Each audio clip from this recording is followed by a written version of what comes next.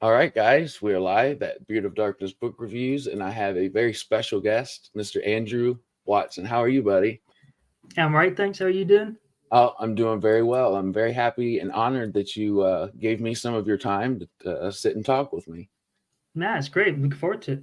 It's the first live I've ever done, so I told my wife that earlier. I was like, I'm so surprised because you've been in the booktube world for a little while now. How long have you been doing that?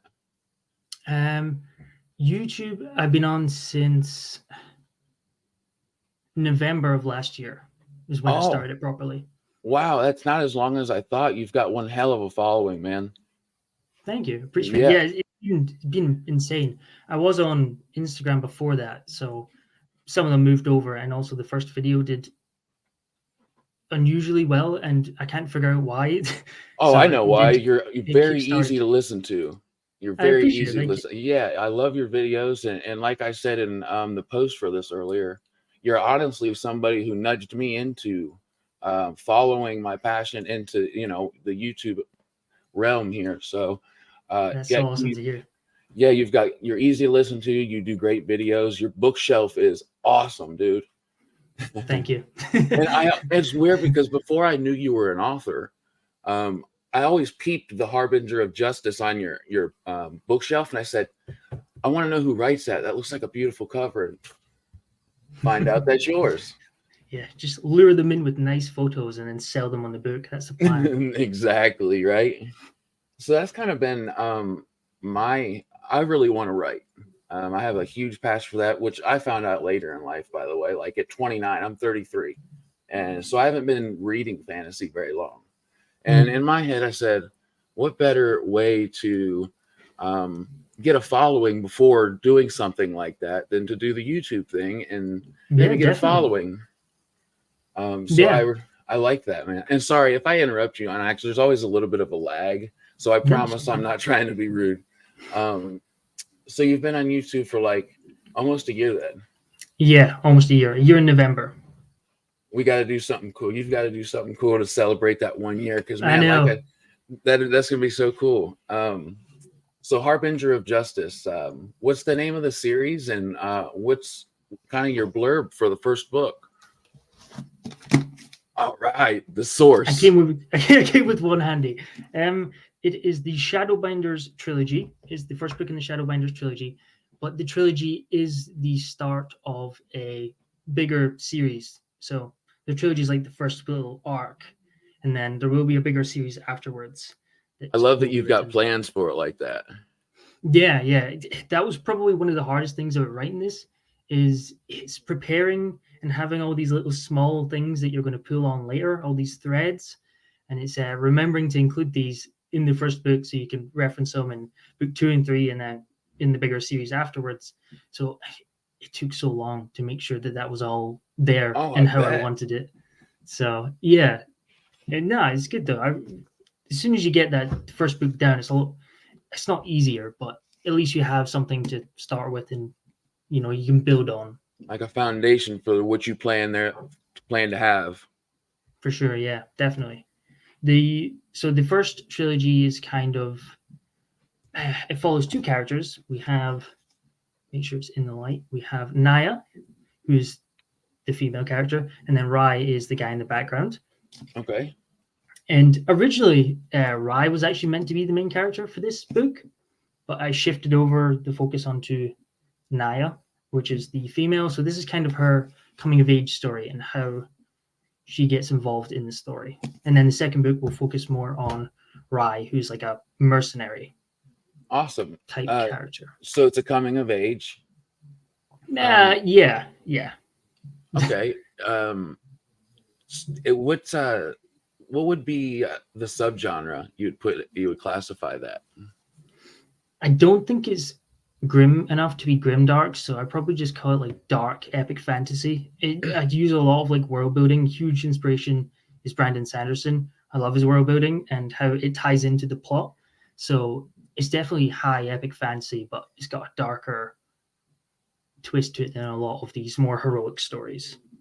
Okay, I love that, and you've got a strong female main character. I think some of my favorite books recently have strong female characters, and for some reason, when I first started reading, which not that long ago, I just envisioned more male, and I've been pleasantly surprised that there's so many strong. I know one of your favorites because I've watched you for a while is Rob Hayes from The Razor's So good. Edge.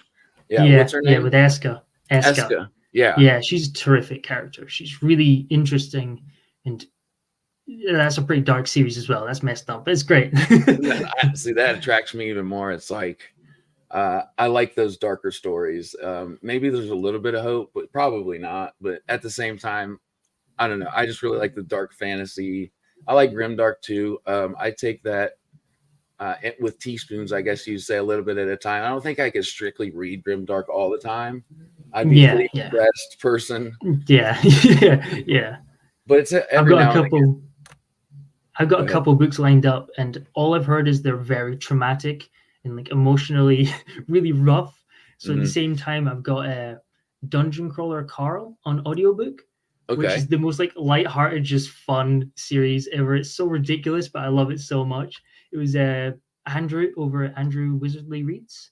He's got a Booktube channel as well. Yep. He was doing a chat with Murphy Napier and mentioned it, and he talked about this premise about this guy who ended up on like an alien TV show with his cat. It is so ridiculous, but it's great fun. It's so good. I've heard the same thing. I think the first time I heard of it was Mike's Fantasy Book Reviews. Oh yeah. He spoke about it. Yeah, he's got a great channel. I love watching him. He's really critical too. It's like I want to be as critical as he is when it comes to books. That's my goal.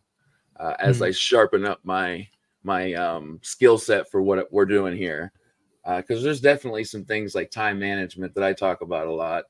Reading books in a scheduled fashion that I didn't really expect when I started. But along with having kids and stuff, you kind of just have to sharpen those certain things up. But anyway, I heard of Dungeon Crawler Carl, right? And from his channel. It sounds so fun though. Like there's those ideas that are just so ridiculous that that if they're being talked about, they have to be good. Yeah, it is. And the audiobook is amazing. If you're going to listen to it, I recommend like the audiobook because it's terrific. The guy who narrates it puts on this voice and he just does such a good job. It just sounds so ridiculous. It fits the tone. I was on the bus and it's a mistake listening to it in public because I'm sitting laughing to myself on the bus. Like, who's this guy where you're laughing?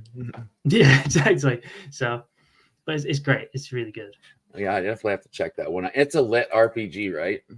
Yeah, the first one I've read actually, so really having a lot of fun with it.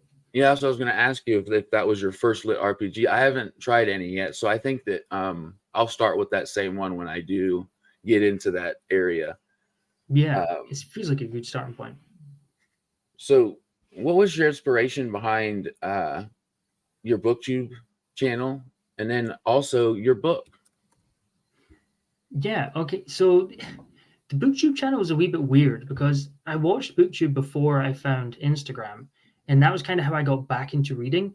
I was watching Murphy Napier and Daniel Green, and I was like, this is great. And then I got into reading like Mistborn, and then I really wanted to be more in the community, so I joined Instagram. However, I've got a degree in digital media, so I do a lot of like editing videos and stuff like that. So I have a lot of background in filmmaking and shooting video more than photography. That makes so much sense. Yeah. So I was doing all this photography stuff. I was like, why am I not making videos as well? But it's very tough because talking on camera is very awkward and off-putting to start off with. It just doesn't feel natural. Right. So that was something completely new. I've not done anything like that before. So I think that's what put me off for the longest time.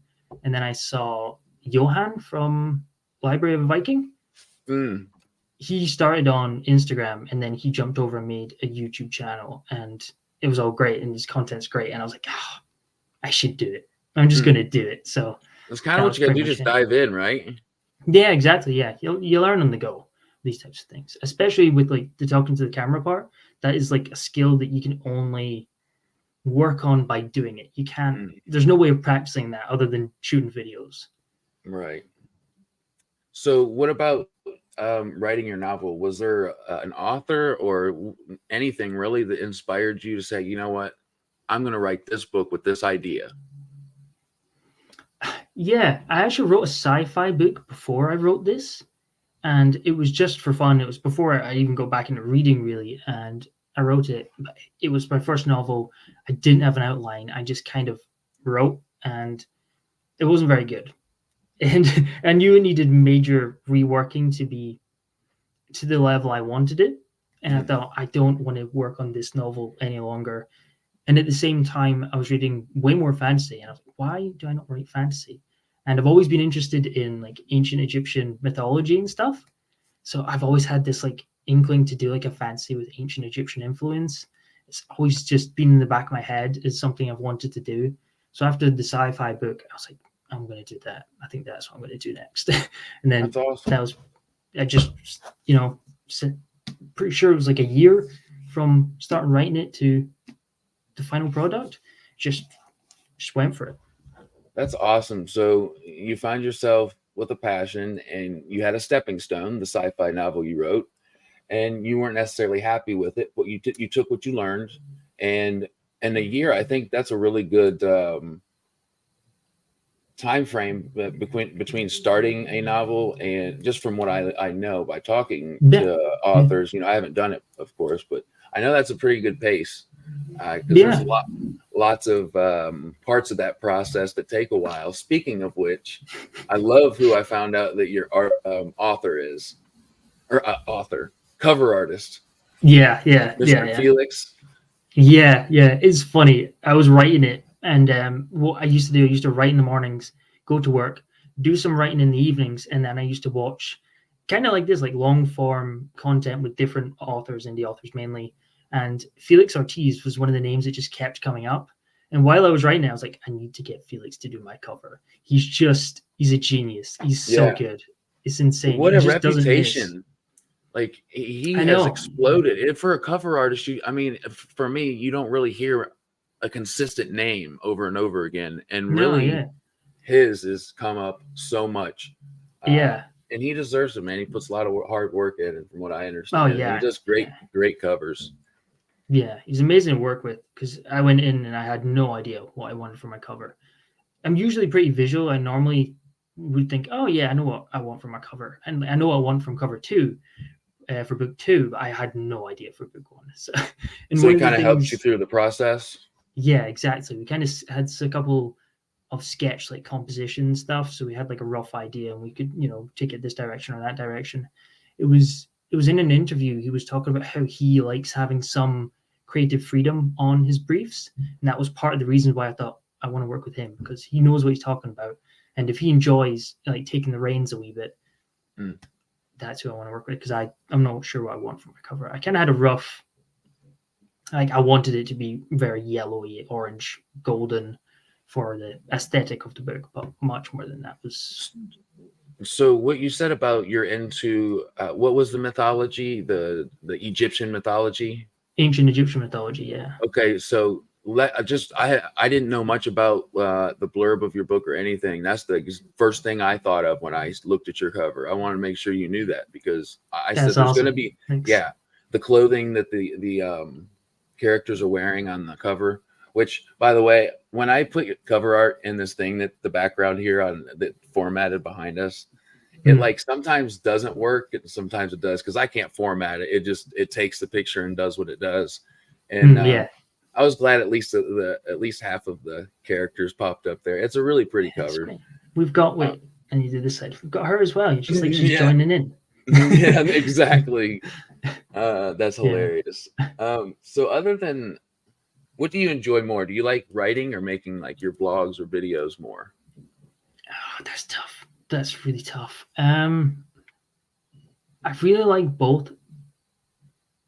I think probably writing has more moments where you feel like, oh, that's amazing. Well, not that the content's necessarily amazing, but you get something done you're really pleased with when you fix a problem. For example, if you come to this bit and you're like, I don't know what to write next, it's problem solving a lot of the time. It's how am I going to get across these points in this scene and make it entertaining? And a lot of the time it's coming together and pulling all these things and problem solving, how you're going to pace it and the type of dialogue you want to include and things like that. So there's a lot of problem solving. You get a lot more aha moments. You're like, yes, did it. That's what I wanted. I can imagine. Which, yeah. And to me, videos are great fun because when you're filming it, it's great fun. And I'm one of the strange people that likes editing as well. So I do really enjoy the process of editing and filming. But that's kind of like once you've done it, I'm done with it. Whereas the book's kind of like an ongoing thing. You grow attached to it because you're working on it for so long, and you get attached to the characters in the world. And so, yeah, probably writing overall, but I love them both. That's cool. Yeah, it's kind of like your baby. You're following along this process that takes forever, and it just becomes yours. I really think that's cool, man. Other than the writing and the making videos, do you have any hobbies or interests? I think I see one behind you. A few. Yeah. That's kind of in high school. I did a lot of music. I was into reading in primary school, then moved away from it in high school, and then came back to it after, like, in university. But when I was in high school, music was huge for me. I was into playing guitar, and that was kind of my creative outlet. So playing guitar, still play a lot of guitar just for fun. I like running as well. That's the other thing I do. That's kind of the four things. That's it. Well, that's a lot. I mean, between all that, I mean, how much time could you have if you're writing, making videos, and you've got, I know guitar is really fun. I was also in high school. It wasn't reading. I was in a band myself. I play the drums. Oh, yeah. Yeah. I love playing the drums. Awesome. So I get it takes a lot of your creative freedom time, I guess you say, if you are really serious about it. Yeah, definitely. Yeah. So what are a couple of your favorite booktubers? Who do you watch who are your go-tos? The obvious ones, Murphy Napier was probably one of the biggest that I was like, really enjoyed her content. I watch a lot of her stuff. Daniel Green, obviously the king of fancy booktube. Right. Johan, Library of a Viking. Isa over at Fun Fancy Books. She's awesome as well. Fun Fantasy Books. Fun Fancy Books, yeah. She's awesome. I'm drawing a blank. Christiane Jones does a lot of like writing content that I really enjoy.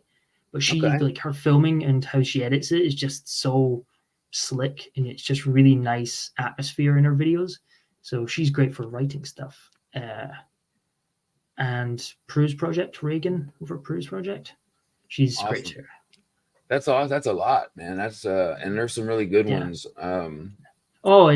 This guy, Beard of Dark. Been watching a lot of his stuff recently. It's good. Well, awesome, man. I appreciate that. I also watch. I'd say when I first started just watching, I would watch endless hours. I don't know if you did that when you first started, but I would just like watch endless amounts of BookTube, and it was Matt's fantasy book reviews. Let's see who else. Mike's book reviews. He's got a good channel. Great. Daniel Green, of course. And honestly, I'm not just saying this. I watched lots of your stuff and really enjoyed it. Yeah, for sure. So if you had to pick a couple favorite authors, do you have any? I know this is a hard question. I really understand that, but I love it. I write them down. I write them down with everybody. Brandon Sanderson. He's the obvious one. He's probably my favorite author. He's just consistently enjoyable. I just love all the stuff that I've read from him. Chris Wooding, he does the Dark Water Legacy books. So that's like the Amber Blade, then the Shadow Casket. He does another series that's like pirates and steampunk and a heist, and I've not read it yet, but oh man, I'm drawing a blank. I'll look that up. That sounds super interesting. JTK? The Adventures of JTK or something like that, I think. Okay. But just it hits all like the keywords. I'm like, that sounds awesome. So yeah. I love the Amber Blade book and the sequel. So I really need to go check out more of his stuff. Those books are beautiful. Yeah, they're nice. Didn't Broken Binding do Chris Woodland? Yeah. Okay. Yeah, they did. They did, Man, which is good because trying to find a hardcover copy of the Emberblade now is impossible. Because I I've was like, tried. I okay, get I it. need. Yes, it's insane. There's some for like over £100, and I'm like, nah, I'm not. Not do that. Right. Yes, Matt, go read books. can't go Says wrong. Sanderson is always a good answer. He's got a great booktube page too. He has a very honest page. I love it. He's got. You can always tell that he puts his heart into what he's doing. So, wanted I to shout checked out out that. after your chat with them because I know that you Oh, did an interview with them. So I yeah, watched yeah, that and then I checked out afterwards. It's great. yeah. He does good stuff, and that was such a fun thing. And I hope to continue that, like me and you, and then I hope to continue the trend here because I didn't think I would enjoy interviewing people as much, but really when it's booktubers, I kind of just call it. Was funny when I was trying to find out the title to what we were doing here. It's like I do interview with an author and then I do talk with a booktuber. So I kind of named this one talk with an author / booktuber. So it's the only thing I could Yeah. come up with Yeah, no, yeah, is you happen to be both. So yeah. um what's next for you on your channel and what's next for you as a writer? For the channel, a lot of the same sort of stuff. I've kind of been experimenting pretty much this whole first year and trying lots of different types of stuff. If you go back, I've tried list videos, vlog videos, writing videos, new release videos. I've kind of put my foot and just tried everything just to see one, what I enjoy filming, and also what just seems to resonate and people seem to enjoy watching. So I don't think I'm done experimenting. I'll probably do more different types of stuff over the next 6 months to a year as well. Just try and find, stuff that we've not seen before. And it's a little less common than the usual stuff used to seeing. So just trying to, branch out and make my stuff look a wee bit different. We've got a couple big projects before the end of the year. We've got one that you know about. Yep. Yeah. We've got another one in October, 2 in October, and I'm thinking about doing a third at some point. Perhaps this a bigger project. So I want to mix in with these bigger projects as well, because a lot of the stuff I'm doing is just, you make 2 videos in a week and that's the 2 videos. But I'd like to spend a wee bit longer on bigger projects. As for writing, I'm working on book 2, Shadowbinders trilogy. I want to get that out in the second half of next year. It'll be a wee bit longer than book 1, so I'm not 100% sure how long it's going to take to write. But I do want to get that out second half next year, and I also want to get a novella out before the end of next year. Oh, that's exciting! I love when authors do that. Yeah, it gives people a snippet of are you going to make it to where they can read it first? Yeah. Okay, It's going to be one where you can read it at any point. I think that's a great idea. I really do. As not only as you as an author, but marketer too. If I can sign up for a newsletter or get like Ryan Cahill did his. Yeah, everybody seems to be doing it after he did it, because it is such a good way of getting readers to try out your stuff and just see if they jibe with your style. And if it's just short, there's not much of a commitment there. It's a good way of testing out new authors. So it's definitely absolutely. I've heard authors also say that because a lot of the option, not only can you get it free like an ebook or something from some people, you can also buy the physical copy, which is what I did with Ryan Cahill's. People love to have the physical book. I know I do. Yeah, but it also opens up that marketing for you. I've heard authors in interviews say, I make so much more as far as revenue from my novellas, per hour or whatever, than actual long novels. Matt had a couple questions here. What booktube content has worked best for you? Probably the recommendation list stuff. That always seems to just do consistently well. But equally, I found that a lot of it is how you package the content. So originally, I started doing new release videos where you talk about the new book releases coming out in said month. And to start with, they were all doing pretty badly in performance in comparatively to the rest of the videos I was releasing at that time. They were not doing quite as well, but I really enjoyed making them because it was a way for me to stay on top of new releases. And I thought, I think people will enjoy this. Maybe I've just not got the packaging right. So over time, I've continued to do it since the start of the year, and each time I've kind of tweaked the thumbnail, tweaked how I work the title and stuff, and now they're doing much better. So I'm also figuring out like different ways that make content I want to make anyway work better and more people enjoy it. But yeah, the list video is probably, but the other content, like the new release stuff, seems to be doing well as well at the moment. Yeah, for me, I know I watched your latest, I believe it's your latest about to come out kind of recommendations. I think it was for September.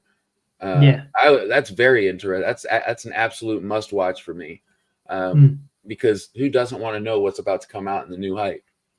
Yeah. Matt from Matt's Fantasy Books stopped by. So happy he did. Nice. I'm not the only YouTube who has a real nice camera set up, but still uses a webcam for live videos. Webcam game unite. All right. Can't go wrong with webcam. Can't go wrong with webcam. Absolutely. Yeah, that's awesome. I love to hear what was working well for you. And what does Matt have to say here? Lists seem to work for me as well. I'm hoping. There's so many Matts in here, by the way. No, that's 3 lots of Matts now. I need to change my name to Matt. Nah, I think Andrew fits you well. Okay, thanks. Absolutely. Yeah, he says I'm hoping to do more of those towards the end of the year. All right, I'm looking forward to them, Matt. Matt. If you had one piece of advice to give somebody who wants to begin a writing career, the indie route, what would you suggest to them? One advice, or a couple, it don't matter. Okay, I kind of have 2. The first one is a lot of writers seem to fixate on the first draft. Like you'll find this with a lot of writers. They'll take like a long time to get their first book, but then often like future books, they keep coming and people condense their workflow and it gets faster and they get better at doing what they're doing. But the first book often seems to take a while. And I think it's this focus on like being the first draft being really, really good. Whereas the first draft is just meant to be done, in my opinion. My first draft is awful. It's just unreadable. I don't let anyone see that thing. So it's just the focus to get it down and get that first draft done. And it just staying consistent and not worry too much about the pace of how quickly you write or how much you do regularly, but just I find a lot of my best writing is when I'm thinking about it all the time and I'm working on it regularly. If you can't do daily, then as many days as you can.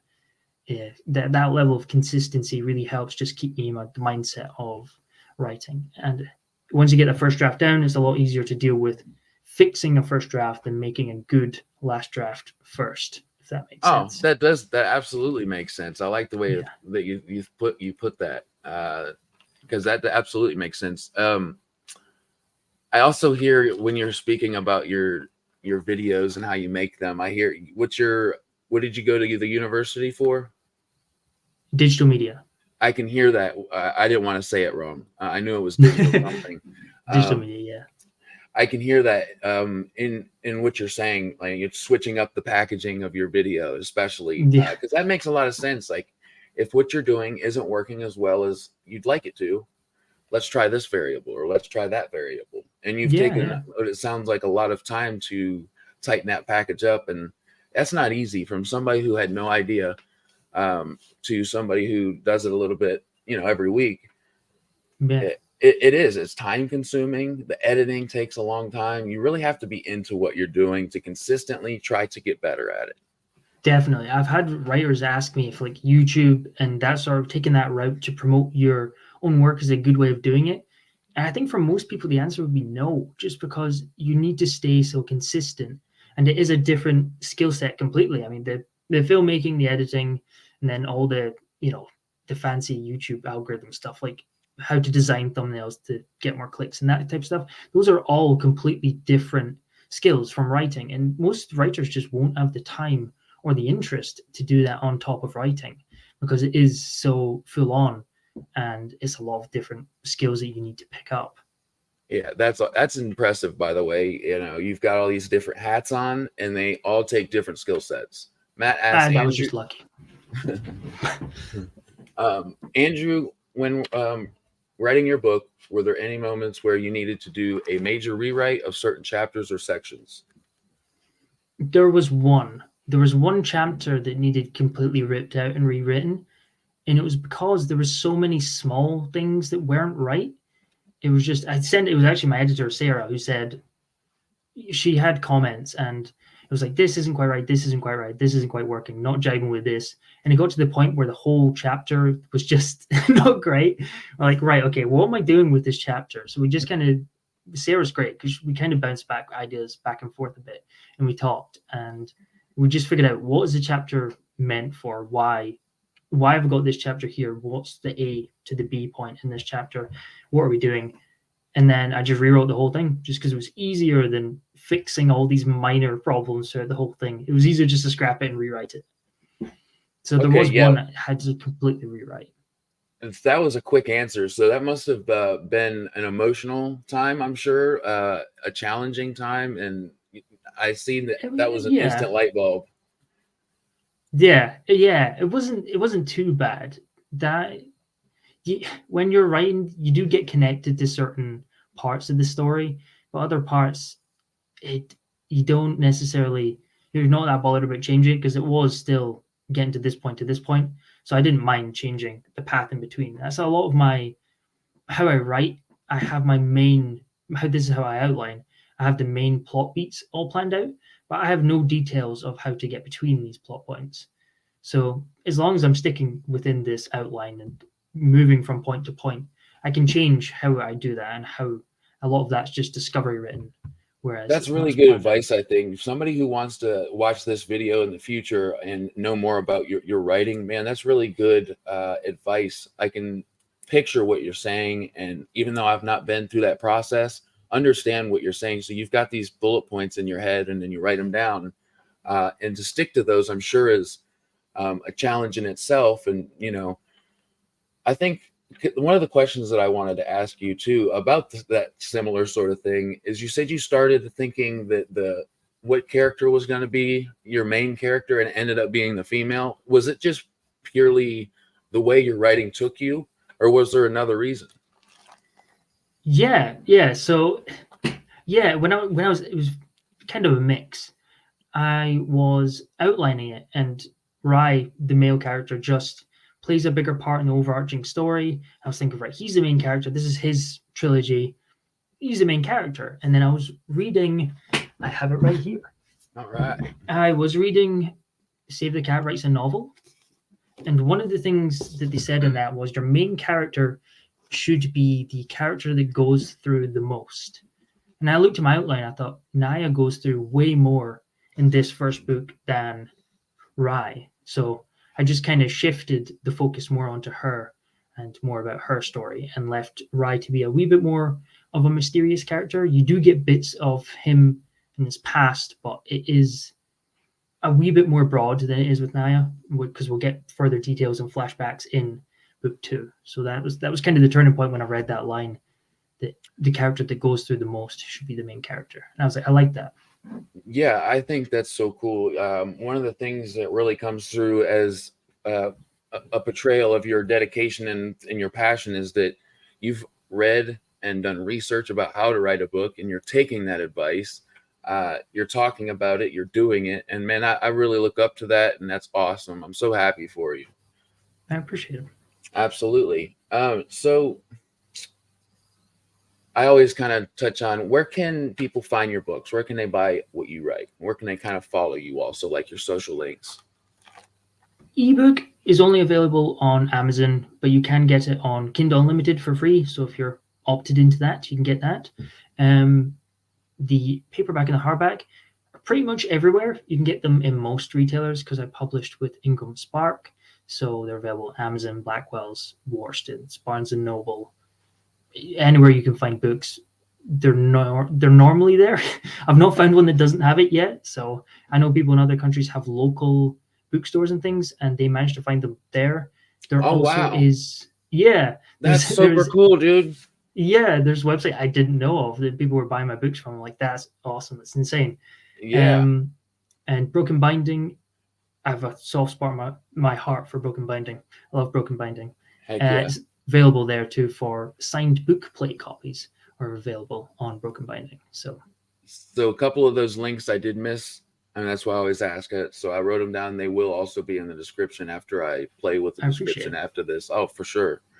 What about your social links? Where can people follow you?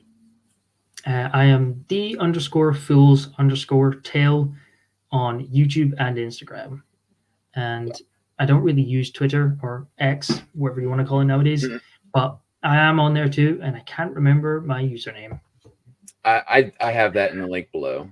Okay, I did manage to get all the ones that you spoke about. So I just wanted to make sure I covered it all.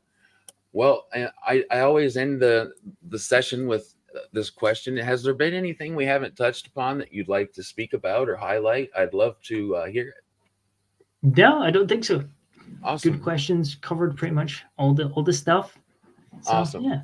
Well, hey, man, what I hear from you is a dedicated, passionate writer who I'm very much looking forward to reading and continuing to stay in touch with you and watching your YouTube.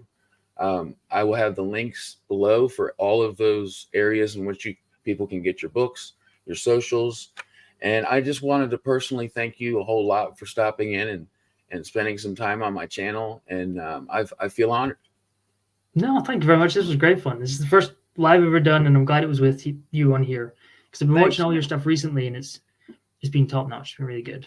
Thank you so much for that. And yeah, again, thanks so much. And for anybody, I did want to make sure that you knew that James Torres said awesome insight from Andrew. And really, thanks a lot. And until next time, guys, just stay imaginative and follow your dreams. And thank you, Brian. And until next time, guys, you have a good day, a good night, wherever you're at. And we'll see you next time. Cheers. Thanks.